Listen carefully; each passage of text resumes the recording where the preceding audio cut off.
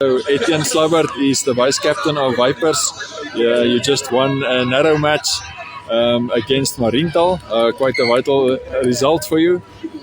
Just take us through how that match went for your team.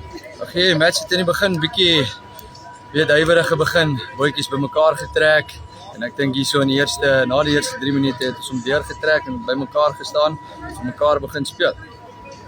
So hy het goed verloop vir ons, ja.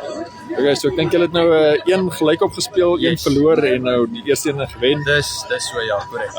So hoe lyk julle kans om deur te gaan na die knockouts toe? Wat moet julle doen? Man, ek glo die volgende een moet ons met dieselfde passie speel, hulle hard en obviously die punte op die bord laat opsit en dan glo ek ons sal hom kan deurtrek semis toe en dan hopelik kan ons Viper manne dit maak tot in die finals as ons hard genoeg speel en saam mekaar trek. Julle volgende game is 3.